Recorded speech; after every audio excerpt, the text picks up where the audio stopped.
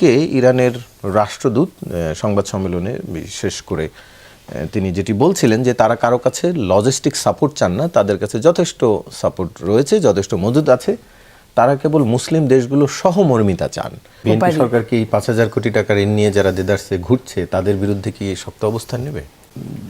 যুক্তরাষ্ট্রের বাণিজ্য চুক্তি বাস্তবায়নের আশ্বাস দিয়েছে ঢাকা। এটি যে পররাষ্ট্রমন্ত্রী ডক্টর খলিলুর রহমানের, এদিক থেকে কি মুসলিম দেশগুলো সহমর্মিতা তারা পাচ্ছেন না নাকি পাচ্ছেন না? আমরা দেখছি মধ্যপ্রাচ্যের প্রায় সবগুলো দেশেই তাদের আমেরিকার যে ঘাঁটি সেখানে হামলা চালিয়েছে, ফলে একদিকে হামলা চালিয়ে কতটা আসলে সহমর্মিতা আশা করা যায়?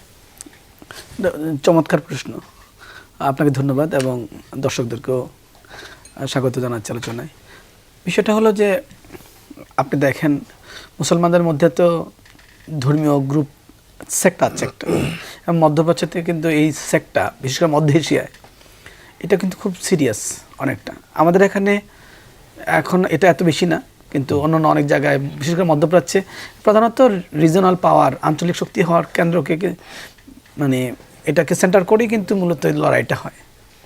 তো সেই জায়গা থেকে আপনি যে কারণে ইরান বিভিন্ন জায়গায় আক্রমণ করেছে, সে একইভাবে অনেকে অনুমান করছে বা বলা হচ্ছে, বা ইরানের পক্ষ থেকে বলা হচ্ছে যে মধ্যপ্রাচ্যের কোনো কোনো শক্তি এই মানে আক্রমণের সাথে আছে। তো প্রথম কথা হলো যে আক্রমণটা তো হয়েছে যেহেতু তারা আকাশ ব্যবহার করতে দিয়েছে, সেটিও তো এক ধরনের সহায়তা। আর আক্রমণটা তো হয়েছে একটা সার্বভৌম রাষ্ট্রের বিপরীতে। সো এটা তো আপনাকে আন্তর্জাতিক আইনের আকারে বিচার করতে হবে, জাতিসংঘের সনদের আকারে বিচার করতে হবে। তো সেই জায়গা থেকে তো আমরা আসলে দীর্ঘদিন যাবতই কিন্তু জাতিসংঘের এই আন্তর্জাতিক আইন লঙ্ঘন করে আসছি। এটা কিন্তু শুধু ইরানের ক্ষেত্রেই প্রশ্ন উত্থাপন করলে হবে না। রাশিয়া যখন ক্রিমিয়া দখল করে, রাশিয়া যখন ইউক্রেন আক্রমণ করে, ক্রিমিয়া দখলে 2014 সালে, সে তখনও কিন্তু এটা হয়েছে। আবার এর আগে আপনি আর যান 2001 সালে আফগানিস্তানে, এর আগে আপনি আরও আগে যান 91 সালে ইরাকে। ধারাবাহিকভাবে 1991 সালের পরে কিন্তু গত প্রায় 3টা দশক ধরে বা 3.5 দশক ধরে ধরেন আপনি, পৃথিবীর সর্বত্রই কিন্তু যে পারছে সেভাবেই, ইভেন আফ্রিকাতেও কিন্তু রিজনাল পাওয়ারগুলো এই কাজ করেছে, আন্তর্জাতিক আইন লঙ্ঘন করেছে, চাঁদের মানে প্রেসিডেন্টকে ধরে নিয়ে আসছে, বা এই ধরনের মানে প্রধানমন্ত্রী ধরে আসছে, এই ধরনের কাজ করেছে ওনারা। তো এই কারণেই বলা হচ্ছে যে আন্তর্জাতিক আইনটা কিন্তু জাতিসংঘ কার্যকর করতে পারেনি, যার ফলে এখন আমরা বলছি ইরানি সত্যি এটা আন্তর্জাতিক আইনটা কি ঠিকমতো বাস্তবায়ন হলো, কিন্তু এই বাস্তবায়ন যে হচ্ছে না, এটা তো 3 দশকের অভিজ্ঞতা, প্রায় 3.5 দশকের অভিজ্ঞতা, এটা একটা বিষয়। তো সেই জায়গা থেকে প্রত্যেকে নিজের স্বার্থ দেখবে। আন্তর্জাতিক ব্যবস্থায় তো এখন সবাই স্বার্থ দেখছে, আগেও দেখছে, এখন আইন লঙ্ঘন করে স্বার্থ দেখছে। তো সেই জায়গায় আপনার মধ্যপ্রাচ্যের দেশগুলো, একটা হলো ধর্মীয় বিভেদ, দ্বিতীয়ত হলো তার যে রাজনৈতিক স্বার্থ, আমেরিকার সাথে থাকলে কি, না থাকলে কী লাভ, ইরানের উত্থান হলে কী লাভ হবে, ইরানের পতন হলে কী লাভ হবে, এই হিসাব নিকাশগুলো তো ওরা করবে। তৃতীয় কথাটা হলো যে আপনি ইরানও বলেন আবার মধ্যপ্রাচ্যের অন্য দেশগুলো বলেন, সবার ক্ষেত্রে কিন্তু ডেমোক্রেসির ডিফিসিট আছে, ঘাটতি মারাত্মক। তো এখন ইরানেও কিন্তু এই একটা সিস্টেম চলছে ঠিক, কিন্তু মানে ডেমোক্রেসির যে বিস্তৃতি সেটা কিন্তু ইরানে সেভাবে নাই, বা অন্যদের ক্ষেত্রে সেই সুযোগটা নাই। তো সে কারণে অনেক সময় আপনি যে প্রিন্সিপালের কারণে যুক্তরাষ্ট্র মুসলিম রাষ্ট্রগুলোকে প্রায়ই আপনার আঘাত করতে চায় বা করে নিশানা করে, তখন কিন্তু মূলত কর্তৃত্ব বা স্বৈরতন্ত্র এইসব বিষয়গুলোকে ফোকাস করে। আপনি লিবিয়ার ক্ষেত্রে যে অবস্থা দেখবেন, ইরাকের ক্ষেত্রে যে অবস্থা দেখবেন, সিরিয়ার ক্ষেত্রে যে অবস্থা দেখবেন, এবং কাছাকাছি অবস্থাও কিন্তু ইরানের ক্ষেত্রে উপস্থাপন করা হচ্ছে। সাথে ইরান কিন্তু যুক্ত হচ্ছে ইসরায়েল এবং অন্যান্য ভূকৌশলগত ব্যাপারগুলো। সব কিছু মিলিয়ে এই সমর্থনটা পাওয়ার জন্য একটা ঐতিহাসিক সম্পর্ক থাকা দরকার ছিল ইরানের সাথে। মধ্যপ্রাচ্যের দেশগুলো বা মুসলিম দেশগুলোর সেই ঐতিহাসিক সম্পর্ক নাই। পাশাপাশি আর একটা মিনিটে বলি, ইভেন ইরানের সাথে কিন্তু অনেক ভারতের সম্পর্ক অনেক গভীর, এবং ভারত কিন্তু ইরানের পাশে নাই, কিন্তু ভারতের সাথে অনেক মুসলিম দেশের তুলনায় ইরানের সম্পর্ক অনেক গভীর ছিল, এবং অনেক সময়ই দেখা গেছে যে পাকিস্তান ইস্যুতে, কাশ্মীর ইস্যুতে ভারতের সহায়তা করছে। সো আপনি এই আশা তো ইরান করতে পারে না, কারণ ইরানও জিওপলিটিক্সটা করেছে। সো কিভাবে সেই কাজটা করে। আমি আরেকটি বিষয় আপনার কাছে আসছি, তার আগে এই প্রসঙ্গে জানতে চাই, রাষ্ট্রদূত বিশেষ করে বাংলাদেশের নিযুক্ত রাষ্ট্রদূত, তিনি বাংলাদেশের সহমর্মিতাটাকেই বেশি গুরুত্ব দিয়েছেন। তার মানে কি যে ইরানের কাছে বাংলাদেশের অবস্থান অতটা পরিষ্কার নয়, সেজন্য তিনি সংবাদ সম্মেলন করে বলতে হয়েছে? আপনাকে ধন্যবাদ। বাংলাদেশের এই নতুন সরকার আসার পরে, এই যুদ্ধটা শুরু হওয়ার পরে পররাষ্ট্র মন্ত্রণালয়ের তরফ থেকে প্রথম যে বিবৃতিটা দেওয়া হয়েছে, এটার পরে তো আর ইরান কিছু আশা করবে না বাংলাদেশের কাছ থেকে। সেখানে বলা হয়েছে যে মানে ইরান যে বিভিন্ন সামরিক ঘাঁটিতে হামলা করেছে বা প্রতিরোধমূলক হামলা করেছে, সেটার নিন্দা জানানো হয়েছে। কিন্তু ইরানে যে একটা সাম্রাজ্যবাদী আগ্রাসন কিংবা একটা যুদ্ধ ইরানের উপর চাপিয়ে দেওয়া হচ্ছে, তাদের সর্বোচ্চ নেতাকে হত্যা করা হয়েছে, এটার কোনো নিন্দা কিন্তু ওই প্রথম প্রেস রিলিজটাতে ছিল পরে না। আবার পরবর্তীতে যখন আমরা সবাই সমালোচনা করলাম, টকশোতে সমালোচনা হলো, মিডিয়ার সমালোচনা হলো, সোশ্যাল মিডিয়ার সমালোচনা হলো, তখন আবার ওই আয়াতুল্লাহ খামেনির যে হত্যাকাণ্ড সেটার ব্যাপারে শোক জানানো হয়েছে। ফলে ডেফিনেটলি ইরান বুঝতেই পারছে যে এই যে নতুন সরকার এবং তার যে এই পররাষ্ট্র নীতি, এটা হচ্ছে যাকে পররাষ্ট্র মন্ত্রণালয়ে বসানো হয়েছে তিনি একটা সুনির্দিষ্ট টাস্ক নিয়ে এসেছেন। আপনার মনে থাকবে যে তিনি আমেরিকা সফর করে এসে আপনার বললেন এই অন্তর্বর্তী সরকারের শেষের দিকে যে আমরা যে গাজায় যে আপনার যৌথ অভিযান চালাবে মার্কিন যুক্তরাষ্ট্রের নেতৃত্বে বা ইসরায়েলের নেতৃত্বে, তিনি এটার অংশ হতে চান বা বাংলাদেশ এটার অংশ হতে চায়। তিনি কি এই ব্যাপারে বাংলাদেশের মানুষের মতামত নিয়েছেন? বাংলাদেশের মানুষ কি মনে করে সেটা জানতে চেয়েছেন, জানতে চান নাই? এই সরকার কথায় কথায় সংবিধানে দোহাই দেয়, তারা সংবিধান থেকে এক চুলো বিচ্যুত হচ্ছে না, এটা বোঝাতে চায়। আমাদের সংবিধানে কি বলা আছে? আমাদের সংবিধানে বলা আছে আমরা প্রত্যেকটা জাতিগোষ্ঠীর, জনগোষ্ঠীর স্বাধীনতা সার্বভৌমত্ব লড়াইয়ের পক্ষে থাকবো। ঔপনিবেশিক সাম্রাজ্যবাদ বিরোধী, ঔপনিবেশিকতা বিরোধী, সাম্রাজ্যবাদ বিরোধী অবস্থান আমাদের থাকবে এবং আমরা সবসময় নিপীড়িত জনগোষ্ঠীর পক্ষে আছি। তো এই ঘটনার ক্ষেত্রে কারা নিপীড়িত? এই নীতিটাকে মানলাম আমরা। এই ইস্যুতে এনসিপিরও কি খুব একটা যুক্তরাষ্ট্র বা ইসরায়েল বিরোধী অবস্থান ছিল?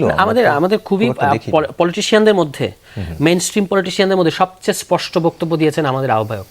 আপনি তার ভেরিফাইড ফেসবুক পাতায় পরিষ্কার করে তিনি এই যে মানে জায়নিস্ট এবং আমেরিকান যে সাম্রাজ্যবাদী হামলা, এটা তীব্র নিন্দা জানিয়েছেন এবং নাম উল্লেখপূর্বক। এটা আর কোনো দল এভাবে আমেরিকান এবং ইসরায়েলের নাম উল্লেখপূর্বক এই নিন্দা জানান নেই এবং সেই ফেসবুক পোস্টটা নিন্দা জানানোটা ইংরেজি ভাষায়, ঠিক আছে, সেটা ইংরেজি ভাষায়। ফলে অবশ্যই এখানে আমাদের অবস্থান খুব স্পষ্ট।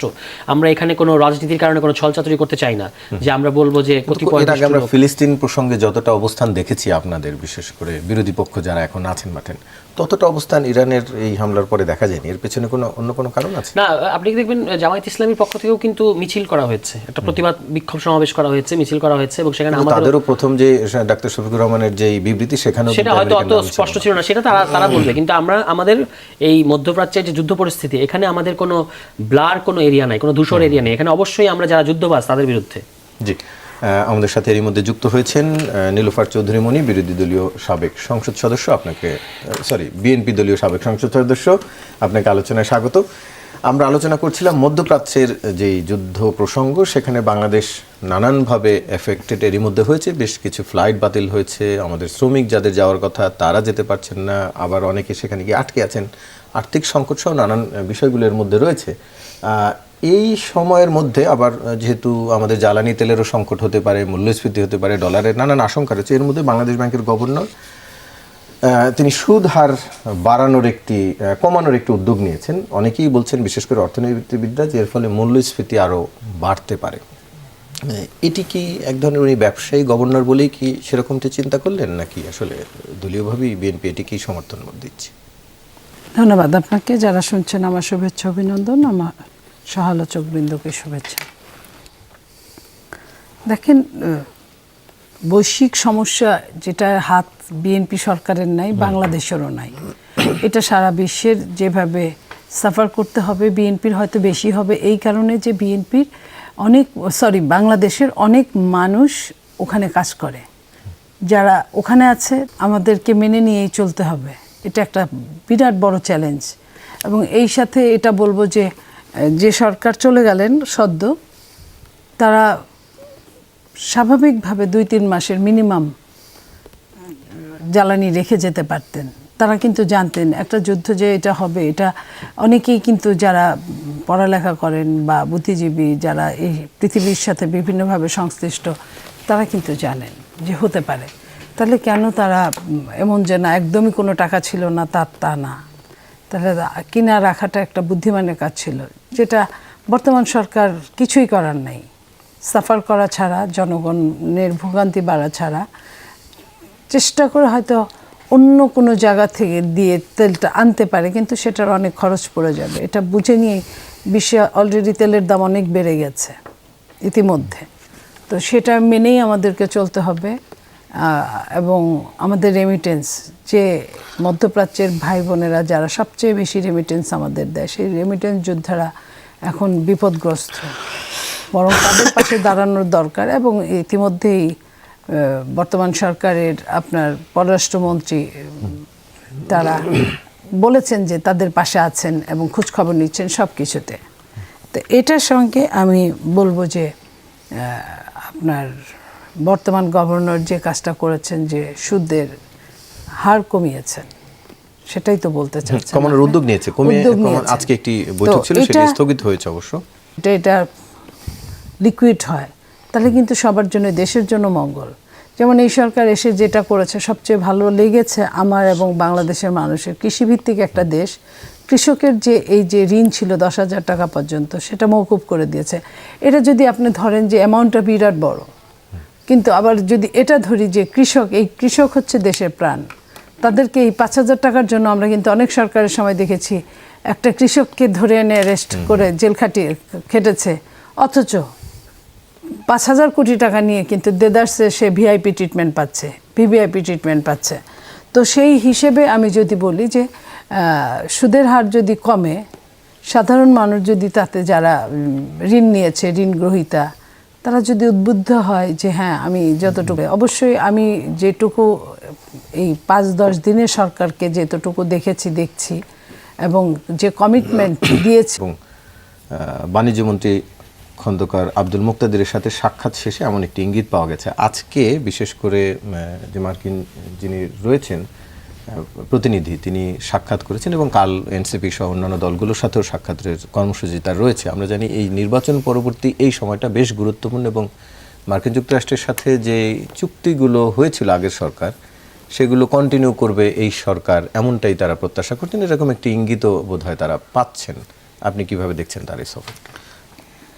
আপনাকে ধন্যবাদ। আবার আপনি তো দেখেছেন একটা স্টেটমেন্ট, বোধহয় আমি তোকে দেখলাম যে মানে দুই নেতার সাথে আলাপ করে এরকম কিছু একটা, মানে প্রথম আলোতের মধ্যে একটু দেখলাম এরকম কিছু একটা। তো আসলে আমরা তো সবসময় আমাদের আলোচনাগুলো এক পেশে করে করি। তো আপনাকে 1 মিনিট আমি আগের আলোচনা যাই, ইরান ইস্যুতে 1 মিনিটের কথা শেষ করে দেবো। সেটা হলো আমরা যদি খুব এই যে ইন্টারভেনশন ইস্যুটা, এটা যদি হস্তক্ষেপ ইস্যুটাকে যদি আমরা মানে এই 3.5 দশক ধরে বিবেচনা না করি, এক। আর দ্বিতীয়ত হলো এটা তো আপনাকে ভারত কেন্দ্রিক বিবেচনা করতে হবে, আপনাকে রাশিয়া কেন্দ্রিক বিবেচনা করতে হবে, চীন কেন্দ্রিক বিবেচনা করতে হবে, আফ্রিকার যে সকল দেশগুলো এরকম ইন্টারভেনশন করে, মানে আমরা শুধু আমেরিকাকে কেন্দ্র করে করার কারণে কিন্তু এটা একপেশে হয়ে যায়। টোটাল আন্তর্জাতিক আইনটাই কিন্তু এখন আর সেভাবে মান্য করছে না কেউ। সেইটাকে কীভাবে মানে মেনে চলার জন্য আপনার একটা ফোর্স তৈরি করা যায়, ইন্টারন্যাশনাল কমিটমেন্ট দরকার, সেটা কিন্তু হচ্ছে না। এভাবে মানে কর্নার করে আলোচনা করলে তো আমরা এটাকে শেষ করতে পারবো না। এটা আমার মনে হয় আর কি, মানে টোটাল আন্তর্জাতিক উদ্যোগ দরকার এই ক্ষেত্রে। দ্বিতীয়ত হলো যেটা আপনি বললেন, আমরা একটু দেখেছি যে এটা বলা হচ্ছে বারবার যে আন্তর্জাতিক বাণিজ্যের ক্ষেত্রে আপনি দেখেন আমরা কিন্তু অনেক দেশের সাথে আন্তর্জাতিক বাণিজ্য করছি এবং আমরা কিন্তু সবসময় কি আন্তর্জাতিক বাণিজ্যে আমরা করতে পারি? আমরা তো বেনিফিট পাই না, অধিকাংশ ক্ষেত্রে কিন্তু আমরা লুজার হই, আমরা দিয়ে আসি এবং চুক্তিগুলো যেরকম থাকে সেই চুক্তিগুলোতে কিন্তু আমরা বার্গেন করার সামর্থ্য রাখি না। অনেক সময় দেখা যায় আমাদের ডেস্ক ওয়ার্ক নাই, আমাদের গবেষণা নাই। যখন সচিব পর্যায়ে বসে বা মিনিস্টার পর্যায়ে বসে, তখন দেখা যায় যে যারা প্রতিপক্ষ থাকে তাদের যে পরিমাণ হোমওয়ার্ক থাকে, তার ফলে তারা একটা আর্গুমেন্টের বিপরীতে যেভাবে আর্গুমেন্ট দিতে থাকে, আমরা একটা পর্যায়ে কিন্তু হেরে যাই, পারি না। এখন আমেরিকাতে যেহেতু পৃথিবীর সবচেয়ে শক্তিশালী রাষ্ট্র, আপনি দুর্বল রাষ্ট্রের সাথে শক্তিশালী রাষ্ট্রের সাথে চুক্তি করতে গেলে যদি কিছু কিছু ক্ষেত্রে আপনার ছাড় দেওয়া লাগে, তখন আপনার কিন্তু মানে আমরা তো সব জায়গায় লুজার হয়ে দেখছি। মানে আপনি দেখবেন সবগুলো চুক্তিতে কিন্তু কম বেশ আমরা ভারতের সাথে যে চুক্তিগুলো হয়েছে সেগুলো তো একদম মারাত্মক খারাপ অবস্থা। এখন তো আমরা এগুলো মেনে নিয়ে আসছি। তো বা চীনের সাথেও কিন্তু অনেক সব কিছু আমাদের ভালো হয়নি। তো আমেরিকার সাথেও তো সেটা আরও বড় শক্তি, কিন্তু আপনি যখন পরাশক্তির সাথে চুক্তি করবেন তখন তো আপনাকে কিছু বেনিফিট আপনি কিছু না কিছু পাবেন। তো এখন এইটা যদি বিবেচনা করেন, সেক্ষেত্রে হয়তো আপনি এই চুক্তিকে অব্যাহত রাখতে পারেন। আর তাও বিশ্ব পরাশক্তির সাথে আপনার চুক্তিটা হচ্ছে, এটা একটা বিবেচনার জায়গা আমি বলছি আর কি। এখন কিন্তু কারো কারো ক্ষেত্রে দেখা যাচ্ছে যে এটা যদি সার্বভৌমত্বের লঙ্ঘন, এই সার্বভৌমত্বের লঙ্ঘনটা তো অনেক ক্ষেত্রেই হয়েছে। সেই দৃষ্টিকোণ থেকে দেখলে তো আওয়ামী লীগ বা প্রতিবেশী পরাশক্তির সাথে চুক্তি করেছিল বা বাংলাদেশের স্বার্থ বিরোধী হলেও তাতেই বা সমস্যা। স্বার্থ বিরোধী চুক্তি ছাড়া তো সব চুক্তি মোটামুটি স্বার্থ রক্ষা হচ্ছে না। আপনি চুক্তিগুলো অ্যানালাইসিস করে দেখেন, কিন্তু তাই বলে যেটা হলো খুব সিরিয়াস, আপনার তো কোনো চুক্তির ক্ষেত্রে আপনি নিজে ইয়েও করতে পারেন না, মানে অ্যাভয়েড করাও কিন্তু এমনটা মনে করার কিছু নাই যে আমরা যখন টেবিলে বসি দুই পক্ষ যে সমান শক্তি সঞ্চয় করেছি এটা তো মনে করার কিছু নাই।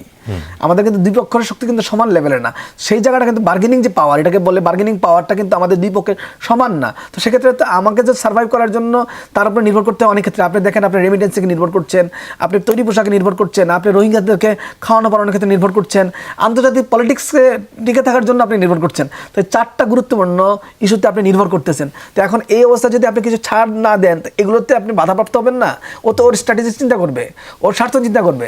আপনি যখন বার্গেনিং করছেন, আপনি তো খালি বলে গেলেই হবে না যে এগুলো আমি চাই। চাওয়াটা এত সহজ না, কিন্তু চাওয়াটা করতে গেলে যখন বাধা দিবেন তখন কিন্তু সে আপনার উপর কিছু ইম্পোজিশনটাও হবে। আর যদি আপনি বলেন সুদের ক্ষেত্রে একটা কথা বলবো, যদি আলোচনা এসে থাকে, আমি একটু সরার তুষার কাছ থেকে, আপনার কাছ থেকে পরে আবার শুনবো। সরার তুষার, আপনার কাছ থেকে একটু জানতে চাই, পল কাপুরের এই সফর, তারা আপনাদের সাথেও বৈঠক করবে এবং হয়তো আপনাদের সমর্থন আদায়ের চেষ্টা করবে, কারণ মার্কিন এর আগে তারা ঘোষণা দিয়ে বাণিজ্য চুক্তির বিষয়ে কথা বলেছে এবং এই কন্টিনিউ করা। এনসিপি কিভাবে দেখছে এই বাণিজ্য চুক্তি এবং তার এই সফর? বাণিজ্য চুক্তি যেগুলো অন্তর্বর্তী সরকারের আমলে করেছেন, বিশেষত এই পররাষ্ট্র তখনকার যে নিরাপত্তা উপদেষ্টা এবং এখন যিনি পররাষ্ট্রমন্ত্রী, তার দুতিয়ালিতে যে সকল চুক্তি হয়েছে সেগুলো প্রত্যেকটাই রিভিউ করা উচিত, কারণ এগুলোর অনেকগুলো আমাদের কাছে একপেশে মনে হচ্ছে।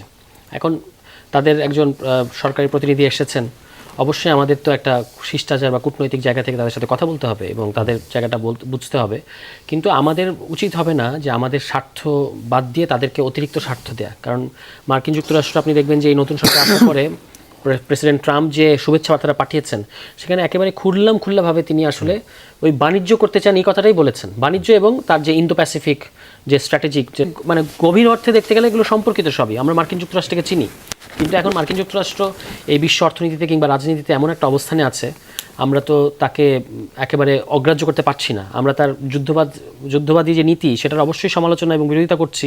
আবার আমাদের সাথে সে যে ধরনের বাণিজ্য করতে চায়, এটা তো আমরা পুরোপুরি দ্বার বন্ধ করে দিয়ে পারবো না, কিন্তু এখানে বাংলাদেশের স্বার্থের ব্যাপারটা অন্তত যেন মোটা দাগে সংরক্ষিত হয়, সেটা তো আমাদেরকে দেখতে হবে। কিন্তু যদি এরকম হয়, এই যে এই পররাষ্ট্রমন্ত্রীর নিয়োগ নিয়েই তো এই প্রশ্নটা উঠেছে যে তাকে আসলে রাখাই হয়েছে ওই আগের যে অন্যায্য বা অসম যে চুক্তিগুলো, একেবারে অন্তর্বর্তী সরকারের সবচেয়ে সেদিন টিআইবির পক্ষ থেকে সমালোচনা করা হয়েছে, সিপিডির মতো প্রতিষ্ঠানের পক্ষ থেকে সমালোচনা করা হয়েছে যে নির্বাচনের 3 দিন আগে ওই সরকার একটা বাণিজ্য চুক্তি করেছিল, মানে গত সরকার, এবং সেটা করেছিল এই যে, এবং কি চুক্তি, কি টার্মস অ্যান্ড কন্ডিশনস কিছুই কিন্তু আমরা জানি না।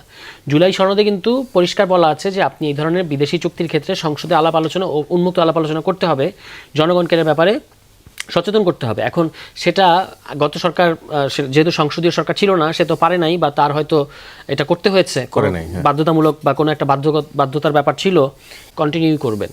জি, একটু নীলুফার চৌধুরীমণি, আপনার কাছ থেকেও জানতে চাই এই প্রসঙ্গে, বিএনপির যে সবার আগে বাংলাদেশ নীতির ঘোষণা দিয়েই বিএনপি এখন শুরু থেকে এখন পর্যন্ত সেই ঘোষণায় আছে, সেটি কি কিছুটা থেমে বা কোথাও লঙ্ঘিত হতে পারে তাদের যে অভিযোগ? দেখেন, একটা সরকার আগে দায়িত্ব নিয়েছে মাত্র, তার তো প্রথম দিনই একদম ডে ওয়ানেই তো আসলে দলাদলি করা যায় না। সরকারের দায়িত্ব নিলে তখন তার দায়িত্বটা অনেক বেশি থাকে, তাকে জানতে হবে, ঠান্ডা মাথায় বুঝতে হবে যে কি চুক্তি হয়েছে, কি হয়নি, সেগুলো আগে বুঝে জেনে কতটুকু কি করা যায় সেটা চুলচেরা হিসাব করে তারপরে এগোতে হবে। কারণ আমি কিন্তু জলে বাস করে কুমিরের সাথে প্রথমেই আমি দ্বন্দ্বে জড়াবো না। আমি সবার আগে বাংলাদেশের উন্নয়ন, বাংলাদেশের সমৃদ্ধি, বাংলাদেশের গণতন্ত্র কিভাবে ভালো থাকবে, কিন্তু আমাদের জায়গা থেকে প্রোটেস্ট করেছি, বিএনপির জায়গা থেকে প্রোটেস্ট করেছে বলেই তারা অনেক কিছু যেটা অকপটে দিয়েছিল, পরবর্তীতে ওই জায়গা থেকে ফেরত এসেছে। কতটুকু ফেরত এসেছে এখন কিন্তু দেখার পালা। এখন না দেখে আপনি অনেক রকম মন্তব্য করতে পারি। আমিও যদি বিরোধী দলে থাকতাম, তুষার যে কথাগুলো বলেছে, আমিও হয়তো বা ওরকম করেই বলতাম, কিন্তু সরকারি দলে থাকলে ওইভাবে বলা যায় না, আগে বুঝতে হবে, জানতে হবে, তারপরে বলতে হবে। তার মানে আপনারাও যে বিরোধিতা করছেন এতদিন এর আগে অন্তর্বর্তী সরকার, সেটাও কেবল বিরোধী দলে থাকার কারণে? আমরা তখন জানতে চাওয়াটা তো দোষের না ওই সরকার, কারণ ওই সরকার অনেক কিছুই করতে পারে না যেটা একটা গণতান্ত্রিক জনপ্রতিনিধি সরকার করতে পারে। সেটাও কিন্তু যেটা কথা হলো কিছুক্ষণ আগে, যে সংসদে আলোচনা হবে, তারপরে এখন কতটুকু হয়েছে, কতটুকু করেছে আগে জানতে হবে, বুঝতে হবে। একটা ক্ষমতা যখন যেদিন দায়িত্বটা নিলেন এই সরকার, সেই দিন আপনি দেখেন, সেই দিন রোজা শুরু, রোজা একটা বাংলাদেশের মতো দেশে মুসলিম কান্ট্রিতে একটা বিরাট বড় চ্যালেঞ্জের জায়গা। সমস্ত জিনিসপত্র রোজায় মানুষ দাম বাড়িয়ে দেয়। আমরা নামে মুসলিম, আমরা কাজে কোনোটাই মুসলিম করি না। কারণ উন্নত দেশগুলোতে দেখেন যে কোনো বড় বড় প্রোগ্রামে, ধর্মীয় প্রোগ্রামে জিনিসপত্রের দাম কমে, এখানে আরও বাড়ে। সিন্ডিকেটের আরও মাথা খারাপ হয়ে যায়, কিভাবে মানুষকে বিপদে ফেলে পয়সা নেবে। সেই রিস্কগুলো, সেটার সঙ্গে একটা যুদ্ধ শুরু হয়েছে, সেটার সঙ্গে সব কিছু একটা জিনিস বুঝে নিতেও কিন্তু 2 সপ্তাহ লাগে। একটা সরকারের যেটা বলে যে হানিমুন পিরিয়ড বলতেও 100 দিন ধরে, তো সেইটা যাওয়ার পরে যদি এরকম কিছু হয়, অবশ্যই আমরাও তাদের সাথে যারা আজকে প্রোটেস্ট করছে, আমরা চাই যে বিরোধী দল এরকম হোক, সত্যিকার অর্থে ছায়া সরকার বলতে যা বোঝায় ওইভাবে কথা বলুক, যেখান থেকে আমরা শিখব, আমরা বলবো এবং আমরা করতে বাধ্য হব। সরকার যতই 2/3 মেজরিটি হোক, যাই হোক, এই সরকার গণতান্ত্রিক সরকার, অর্থে জায়গা মতো যদি সরকারকে ধরিয়ে দেয়, সরকার অবশ্যই চেষ্টা করবে তাদের ওই জায়গাটা সত্যিকার অর্থে যদি বুঝে যে এটা করা উচিত, সরকার তাই করবে। একটু জানতে চাই যে আমাদের সাথে আমেরিকার চুক্তি, সেই চুক্তি কিন্তু শুধুমাত্র আজকে কিন্তু লম্বা বক্তৃতা দিয়েছে। আমি আপনাকে যেটা বললাম প্রথম আলো না, এটা বণিক বার্তা এই নিউজটা আসছে আজকে। মানে পররাষ্ট্রমন্ত্রী কিন্তু প্রেস কনফারেন্সে ডিটেল ব্যাখ্যা করেছেন এবং কিন্তু উনি বলেছেন যে প্রধান 2 দলের নেতার সাথে কথা বলা, এইসব বিষয়গুলো উল্লেখ করেছেন।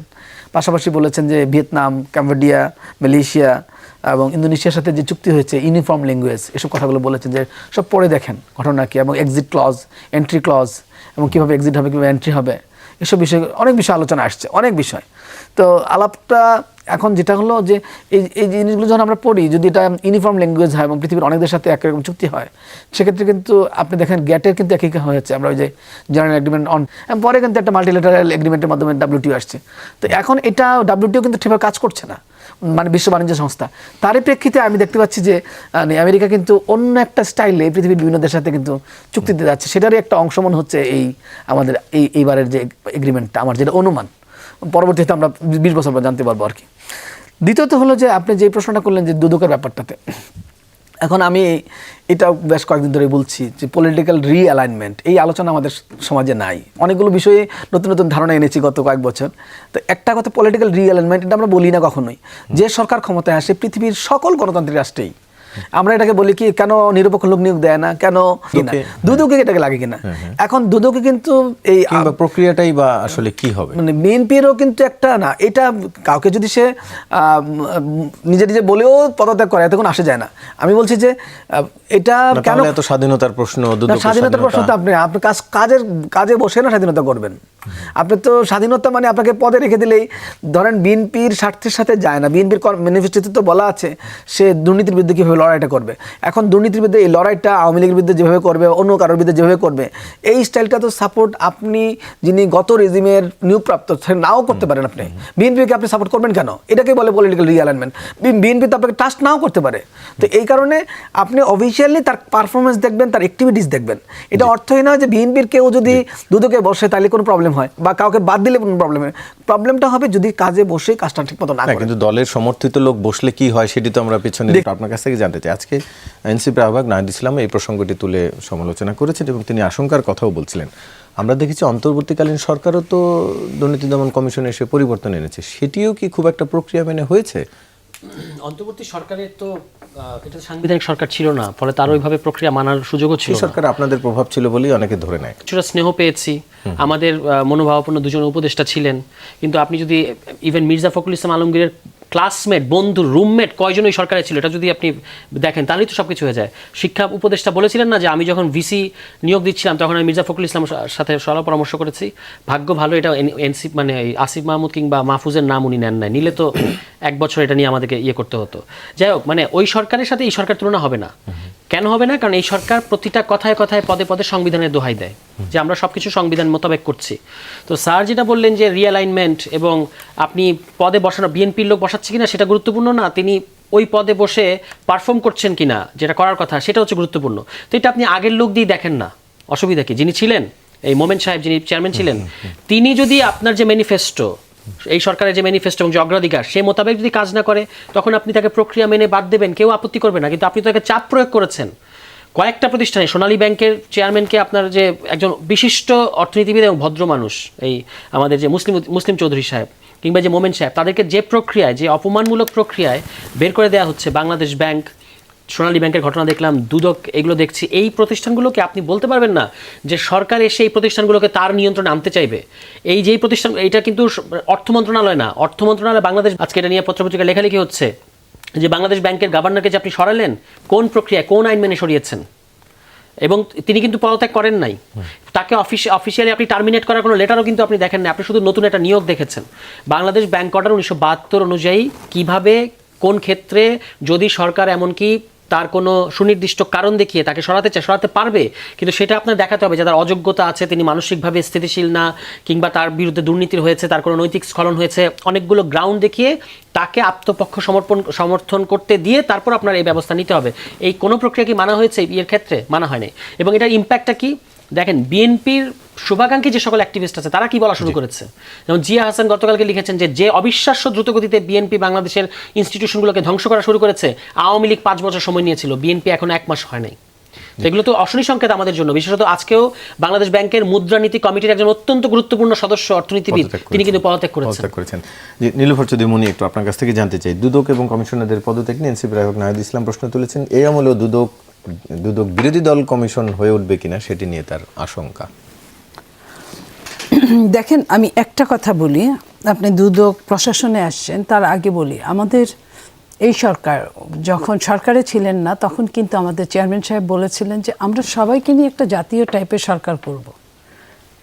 এটা কিন্তু আমাদের 31 দফার ওইখান থেকেই আসছে ওইভাবে। এবং আপনি যদি খেয়াল করেন, দেখেন ডাক্তার জাহিদ মন্ত্রী পদমর্যাদায়, সে কিন্তু বিএনপি করে না, এটা আপনারা খুব ভালো জানেন। কিন্তু সে অন্য দলেরও নন, অন্য দলের, মান্না ভাইয়ের দল করতেন, মান্না ভাইয়ের পদত্যাগ করেছেন অনেকদিন আগে, পদত্যাগ করেছেন, বাট বিএনপিতে জয়েন্টটা আপনার চেয়ে ভালো কেউ জানে না। তো এটা দেওয়ার কারণটা কি? তার যোগ্যতা তাকে ওইখানে নিয়ে গিয়েছে, মনে করা হয়েছে যে হ্যাঁ সে অনেকের চেয়ে বেটার। তো এটা কি আপনার নিরপেক্ষতার এইখানে কি তার মন্ত্রণালয়, এটা উপদেষ্টা, প্রধানমন্ত্রীর উপদেষ্টা, সেই পদটা দিয়ে দিয়েছে। আর এগুলো তো মামুলি। এগুলো কেন এটা হয়েছে আমি আপনাকে বলি, আপনার কোনো একটা দল এর আগের সরকারের ছত্রছায়ায় যে ধরনের লোক নিয়োগ করেছেন, প্রশাসনটাকে যেভাবে কুক্ষিগত করেছেন, যেভাবে আমি আপনার এখানে বসে অনেক দিন বলেছি না জেনে যে 64 জেলার ডিসির মধ্যে 4-5টা ডিসি আমাদের আর বাকি সব তাদের, এটা বলেছি। আমাকে একদিন চট্টগ্রামের ডিসি ছিল, আপনার নিশ্চয়ই মনে আছে, চট্টগ্রামের ডিসিটা আমাদের ছাত্রদল করা। ছাত্রদল করা মানে এই না যে সে কোনোদিন চাকরি করতে পারবে না, সে বিসিএস করতে পারবে না। সে এত ছেলেমেয়েরা যারা সাপোর্ট করে তারা তো কিছু না কিছু করবে তার জীবনে, পরবর্তী জীবনে। সে আমাকে বলল যে আপা তুমি হয়তো এখানে ভুল জানো, মাত্র 2টা ডিসি আমাদের আর সব তাদের। একজন ডিসি তার কলিগদের সম্পর্কে জেনে শুনে বলছে, আমি না জেনে বলেছি। তো এই যে দলীয়করণ এত চরমভাবে, আপনি ঢাকা বিশ্ববিদ্যালয়ের ভিসির কথা ধরেন, হঠাৎ করে বলা নাই কওয়া নাই, উনি বললেন উনি পদত্যাগ করবেন। আবার সরকার যখন চেঞ্জ হলে তার আগের দিন এই কথা বললেন, সরকার চেঞ্জ হওয়ার পরে উনি তাই করলেন। তো এই জায়গাগুলো সে হয়তো বা বুঝেছেন, সে হয়তো বা কোনো ইঙ্গিত পেয়েছে যে বিএনপি তাকে সরিয়ে দিবে, ইঙ্গিত পায় নাই, ইঙ্গিত করে নেওয়া হয়েছে। তো আমি জানছি যে আপনি পুরা দখল করে ফেলেছেন। আপনি তো একে গুপ্ত দিয়ে চালাচ্ছেনই, আমার ঘরের মধ্যেও আপনি গুপ্ত রেখেছেন। তার উপর যদি আপনি পুরা নিয়ন্ত্রণ করেন, তাহলে আমার সরকারে থাকার দরকারটা কি আপনি বলেন?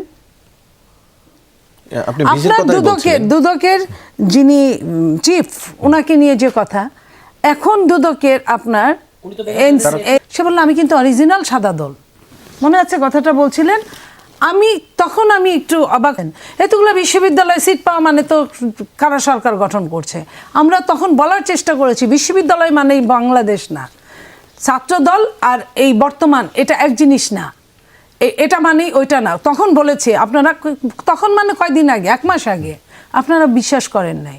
আমরা এই যে প্রমাণ দিয়ে দিলাম। তো এই মানুষগুলো নিয়ে আপনার সমস্ত ডেকোরিয়াম দিয়ে আমি সাজবো, কিভাবে হবে? আপনি তো যেভাবে চাইবেন আমাকে ওইভাবে সাজতে হবে, বাট আমি তো ওইভাবে সাজতে চাচ্ছি না। আমি কি চাচ্ছি? আমি কিভাবে চাচ্ছি চাইবো? শনিবারে অফিস করতে। আমি কি চাচ্ছি? আমি চাচ্ছি আমার গাড়ির বহর থেকে সব গাড়িগুলো চলে যেতে। আমি চাচ্ছি জ্যামের মধ্যে আমি নিচে বসে থাকবো। আমি চাচ্ছি আমি উল্টা সচিবালয়ে যাব, সচিবালয় পুরাটা এখানে না এনে সমস্ত জ্যাম না বানিয়ে আমি এটা করব। আমি চাচ্ছি যে সবাই যেন সুবিধাটা পায় সেই ব্যবস্থা করব। তো আমি তো এতগুলো ভালো কাজ চাচ্ছি। এতগুলো ভালো কাজের জন্য তো আমার হ্যান্ডসটাও শক্তিশালী হতে হবে, আমার ইশারা বুঝবে সেটাও শক্তিশালী হতে হবে। সেই ইশারা যদি না বুঝে, আমি একটা লাইন শেষ করছি, দুদক যখন চেঞ্জ হওয়ার পরেই কিন্তু এনসিপির কোনো একজন উপদেষ্টার সম্পর্কে তার কিন্তু ব্যাংক হিসাব চাওয়া হলো। এতদিন কেন চাওয়া হয় নাই? সে তো অনেক দিন আগে পদত্যাগ করেছে, কারণ সে কোনো একজন বিশেষ জায়গা থেকে আসা। তো এই বিশেষ জায়গা থেকে আসা লোক দিয়ে তো আমি আমার কাজ করতে পারবো না। সেটি কি একদিন ধরেই বিএনপির বিরুদ্ধে সরব আমি বলি, সমালোচনা? আমি সেটি কি একটা উদাহরণ দিলাম। তাকে থামিয়ে দেওয়ার কৌশল হিসেবে? বিরোধী দল সরব থাকবে এটা আমি চাই। আমি ছায়া সরকারকে শ্রদ্ধা করি, পছন্দ করি। আমার নেতা জনাব তারেক রহমান সমস্ত সময় তার নামে যারা গীবত করেছে, বদনাম করেছে, আপনি দেখেন প্রথম আলো ডেইলি স্টার কি করে নাই, তাদের অফিসে যায় নাই। না, আমরা আবার আলোচনায় ফিরছি, সঙ্গে থাকুন। কাজী মাহবুবুর রহমান, একটু আপনার কাছ থেকে জানতে চাই, যেটি নতুন করে একটু ছোট করে জানতে চাই আসলে, নতুন এই সংসদ বসতে যাচ্ছে 12 তারিখ, এবং 12 তারিখে রাষ্ট্রপতির ভাষণ নিয়ে নতুন করে আলোচনা। বিএনপি বা এর মধ্যে স্বরাষ্ট্রমন্ত্রী বলেছেন যে রাষ্ট্রপতির ভাষণ দিবেন, যেটি সাংবিধানিক ধারাবাহিকতা, আবার বিরোধী পক্ষের বিরোধিতাও করছে। ছোট করেই বলছি, 72-3 আপনার কিন্তু এই ট্র্যাডিশনটা আছে যে সংবিধানের, আমাদের যে আগের সংবিধান বলছে যে সংবিধান আমরা চলছি আর কি, এবং এই সংবিধানটা এখনো পরিবর্তন হয় নাই। তো এই প্রথম অধিবেশন, বছরের প্রথম অধিবেশন, এবং যখন নতুন সংসদ আসে সেই সংসদের প্রথম অধিবেশন, এই দুইটাই বছরের প্রথম অধিবেশন, এবং যে সংসদ প্রথম বসে সেই অধিবেশনে তিনি রাষ্ট্রপতির ভাষণের মাধ্যমে সংসদটা শুরু হয়। এটা এবং একটা ট্রেডিশনও হয়ে উঠেছে। সেই কারণে আমরা তো আসলে এখন সংবিধানগুলো নিয়ে বিবাদ ব্যাখ্যা করি। পৃথিবীর অনেক দেশেই তো, ইভেন আমেরিকাতে বলেন এবং ইংল্যান্ডে বলেন, সংবিধান তো অনেকটাই হলো প্রথা। তো আপনি যদি, আমরা তো কখনোই এটা বিচ্যুতি করি না। আপনি এটা যদি তার আইনের যত ব্যাখ্যাই দেন, তারপরেও কিন্তু কখনো আমরা বিচ্যুত করি নাই। তো এখন যদি আপনি হঠাৎ করে একটা মানে রাষ্ট্রপতি কিন্তু ব্যক্তি রাষ্ট্রপতি না, আপনি যদি চেঞ্জ করেন নাই, রাষ্ট্রপতি পদ, তো অফিস রাষ্ট্রপতিকে তো আপনি সম্মান দিতেই পারেন, কিন্তু ব্যক্তি রাষ্ট্রপতিকে নিয়ে আপনার বক্তব্য, রাষ্ট্রপতিদের তো বিচারও হয় যখন রাষ্ট্রপতি থাকেন না, সেটাও তো মানুষ হতে পারে। তো আমেরিকাতে ট্রাম্পকে নিয়ে যখন তিনি প্রেসিডেন্ট ছিলেন, ওনাকে নিয়ে আপনি একরকম আলোচনা করবেন, কিন্তু পদে থাকা অবস্থা অন্য আলোচনা। জি, অন্য আলোচনা। সরওয়ার তুষার, আপনার কাছ থেকে জানতে চাই, আমরা দেখেছি এরই মধ্যে রাষ্ট্রপতির ভাষণের বিরুদ্ধে একজন আইনজীবী আবেদনও জানিয়েছেন প্রধানমন্ত্রীর। একজন উপদেষ্টার ব্যাংক হিসাব তলব করা হয়েছে, কিন্তু শিরোনাম হয়েছে আসিফ মাহমুদ। এবং ওই কোন 5 জন, যে 5 জনের ব্যাপারে একটা ইমপ্রেশন আছে যে তারা বিএনপি সরকারের বা তৎকালীন বিএনপির স্বার্থ রক্ষা করেন নাই বলে একটা ইমপ্রেশন আছে, সেই 5 জনকেই বিশেষভাবে সিলেক্ট করা হয়েছে। ফলে আপনি যে প্রশ্নটা করেছিলেন যে এর পেছনে বিএনপির বিরোধী কারা হিসেবে পরিচিত তাদেরকে আলাদাভাবে ঘায়েল করার বা নাজেহাল করার কোনো ইয়ে আছে কিনা, সেটার কিন্তু আমরা সংখ্যাটা উড়িয়ে দিতে পারছি না, এটা যথেষ্ট লেজিট। আর একটা হচ্ছে রাষ্ট্রপতির ব্যাপারে খুব সিম্পল, আমরা বলেছি যে তাকে আপনি অভিশংসন করেন, কারণ হচ্ছে তিনি একজন দুর্নীতিবাজ। আমি তার আওয়ামী সংশ্লিষ্টতা বাদ দিলাম, প্রথম কথা হচ্ছে তিনি দুর্নীতিবাজ, এবং বিএনপি এই দুর্নীতির তথ্য প্রমাণ সবার আগে বের করেছিল, তাদের মিডিয়া সেলের এখনও বড় প্রতিবেদন আছে যে তিনি দ্বৈত নাগরিক, যেটা বাংলাদেশ সংবিধানের সুস্পষ্ট লঙ্ঘন। একজন দ্বৈত নাগরিক এবং যার দুর্নীতি আছে, এবং যিনি হচ্ছেন অবৈধ পার্লামেন্ট কর্তৃক নিয়োগটি সবচেয়ে আগে বিপদে পড়বে। এটা কেন ওনারা বুঝতে পারেন না আমরা জানি না। ফলে আমরা অবশ্যই সংসদীয় প্রথম অধিবেশনে এই দাবি তুলব যে তাকে অভিশংসন করা উচিত, এবং এর আগেও এটা করার যথেষ্ট সুযোগ ছিল, অনেকগুলো প্রক্রিয়া আপনি এটা করতে পারতেন, কিন্তু বিএনপি সেই পথে যেতে চাচ্ছে না, বরং এই খাঁচার পাখিটাকে উন্মুক্ত করেছে বিএনপি সরকার এসে, যেটা আসলে দুর্নীতিকে প্রশ্রয় দেয়া, যেটা বিএনপির যে প্রতিশ্রুতি বাংলাদেশের মানুষের কাছে যে আমরা দুর্নীতির বিরুদ্ধে, এটার সাথে সুস্পষ্ট কিন্তু একটা সংঘর্ষ। এবং তাছাড়া তার রাজনৈতিক, তিনি তারেক রহমান সাহেব কর্তৃত্বে কি বলেছেন, শহীদ প্রেসিডেন্ট জিয়াউর রহমানকে বলেছেন অবৈধ শাসক, বেগম খালেদা জিয়াকে যারা দুর্নীতির ভুয়া মামলায় মানে ভুগিয়েছিল তিনি হচ্ছেন সেই ব্যক্তি যিনি তখন তিনি দুদকের পরিচালক ছিলেন। তো তাকে বিএনপি কি মধুতে পড়লো যে তাকেই রাখতে হবে, এবং এটাই নাকি সাংবিধানিক ধারাবাহিকতা, এটা কিন্তু একটা আশ্চর্য ব্যাপার। এখানে অন্য কোনো, ওই জেফারসনের ওই কথাটা যে তোমার মত প্রকাশের জন্য আমি জীবন দিতে পারি, তোমার কথা আমি নাও রাখতে পারি, কিন্তু মত প্রকাশের জন্য জীবন দিতে পারি। তো সেই মত প্রকাশ এনসিপি করছে, বিরোধী দল জামাত করছে, আমরা এটাতে কোনো কষ্ট পাচ্ছি তা বলবো না। আমরা যেটা, বিএনপি সংবিধান বিশ্বাস করে, সংবিধান মান্য করে, সংবিধানে যেভাবে আছে ঠিক আমরা আগেও যেমন বলছি, এনসিপিকে বলছি, জামাতকে বলছি যে ধরেন রাষ্ট্রপতি খুব বাজে মানুষ, সব কিছু ঠিক আছে, তাহলে আপনারা তার কাছে শপথ নিলেন কেন? শপথ তো 3 দিন পরে নিয়েছে, শপথ তো হুলস্থুল করে ওই মুহূর্তে নেয় নাই যে ভুল হয়ে গেছে। 3 দিনে পর্যন্ত কেউ জানালো না, বুঝালো না যে রাষ্ট্রপতির কাছে সংবিধান মেনে শপথ নেওয়া হলো, সে রাষ্ট্রপতি হঠাৎ খারাপ হয়ে গেল, তার ছবি নামায় ফেললেন, তারে বিদেশে অপমান করলেন, তারে মসজিদে নামাজ পড়তে দিলেন না, তারে ঈদগাহ মাঠে যাইতে দিলেন না, তারে অভিশংসন আনতে হবে। অভিশংসনের ক্ষমতা আপনার কতটুকু আছে? যে দেশে স্পিকার নাই, ডেপুটি স্পিকার নাই, যে দেশে অন্য কেউ নাই, সংসদ নাই, সরকার নাই, সে দেশে আপনি কিভাবে একজন রাষ্ট্রপতি একমাত্র ক্ষমতার বৈধ অধিকারী, তাকে আপনি সরাই দিবেন? তাহলে আপনি কিসের উপর থাকবেন? আপনি তো বিপ্লবও মানেন নাই, আপনি একটা রেভলিউশনের মধ্যে দিয়ে গেছেন। রেভলিউশনকে তো আমরা অস্বীকার করছি না, কিন্তু ওই 3 দিনের রেভলিউশনকে অস্বীকার করছি না, কারণ সরকার চেঞ্জের জন্য একটা ফ্যাসিস্টকে সরানোর জন্য যে পন্থার দরকার ছিল, সহজে তো সরকার শুনে নাই। শুনলে তো সহজ ভালো নির্বাচন দিত, বিরোধী দলের কথা শুনতো, সত্যিকার বিরোধী দল দিত। যখন একটা সরকার এত অন্যায় কাজ করছিল, তখন একটা রেভলিউশনের দরকার ছিল, সে কারণে আপনারা সেটিকে সেই রেভলিউশনের দরকার ছিল। কিন্তু রেভলিউশন আপনি রাষ্ট্রপতিকে রেখেছেন, বুঝছেন? আপনি রাষ্ট্রপতি শপথ নিয়েছেন, তাহলে হঠাৎ করে রাষ্ট্রপতি খারাপ হয়ে গেল কেন? এটা তো বিএনপি তো করতে পারে না, কারণ বিএনপি সংবিধান মানে, বিএনপি আইনের বাইরে যেতে পারে না।